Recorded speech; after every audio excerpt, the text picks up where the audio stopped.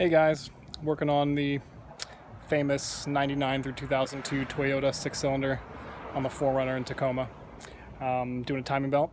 There's lots of videos that show full timing belt job, and it's very straightforward except for just a few things that other guys touch on in hour-long videos, but this will save you 8 hours if you don't do it exactly like this. First of all, you got to have this tool. This is so that you can turn your cams in order to get them aligned.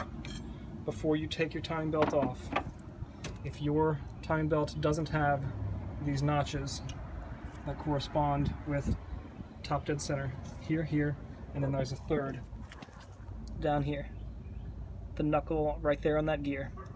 If your belt doesn't have one, before you take off your old belt, mark them. Your new belt, if it has these markings like mine did, then you just have to line them up. Tools that you are going to have. You have to have 1/4 inch socket, draw it with all of these extenders, taped knuckle to keep it from flopping around, 12mm. The part that's going to drive you nuts if you don't do it just right is getting off this timing belt tensioner. There's a bolt here. This is easy to get to. It's the one back here that's a nightmare. One video has the guy taking off this entire mount, taking off the AC compressor. I fought with that thing for about 3.5 hours and smashed my fingers before realizing that the extender set has to be 1/4 inch. Another guy said you could do it with a 3/8, and I absolutely could not get it through. You will have to unscrew and remove this wiring harness. That way you can move it to the side, to the right, and that will give you just enough space to, with your left hand, you'll be feeling around behind this, and with your right hand from underneath the car, you will be weaseling up the extender set to get through to the bolt that's in the back behind it. Once you have the tensioner dropped and you've replaced your water pump and everything, with the new timing belt, you are going to need a clip to hold this here while you are maneuvering it here and trying to get this. The hardest part is trying to get this to line up on the dimple on the gear down here. You are going to have to use your camshaft tool to get these two lined up, get this clipped on, and then you are going to rock this just slightly to the right of what would be top dead center. And you are going to leave the tensioner. You're going to leave slack in here on these screws. These screws are just barely holding on the thread. That keeps this tensioner pulley down. That way you don't have an absolute nightmare slipping this timing belt gear back on. So now this pulley is totally down. You've got slack in this tensioner pulley because you've got the screws backed all the way out. You are going to pull out. Hopefully you can pull this out. It's possible to do it if you don't. I was able to pull my gear out a little bit.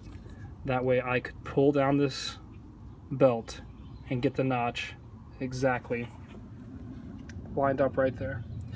And currently, with this slacked all the way down, I actually had to rock with my tool this just to the right of top dead center in order to get the belt to catch the tooth that it wants down here.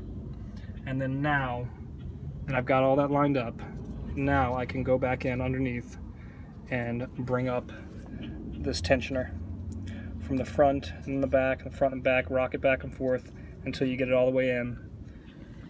And then from there, you should be all right. The rest of it is, just follow one of the other videos back and forth. But again, tools that you absolutely must have. You've got to have one of these. You've got to have something like this. In order to break this bolt, I used the bump start method. I had a breaker bar leveraged up against this fender and gave the car quick crank. I took out the fuel injector fuse and disengaged the spark plugs. But literally I just tapped the key and it broke. When I go to put it back on, I'm going to end up using some creative method with screws and probably a piece of wood to hold the whole harmonic balancer on so that I can get the torque required to get this bolt back on, because I don't have, and I'm running out of time to go get the special tool that holds this while you put 190 pounds worth of torque on. So other than that, good luck. I hope that saves you about 9 hours that I messed around on this thing on. Good luck.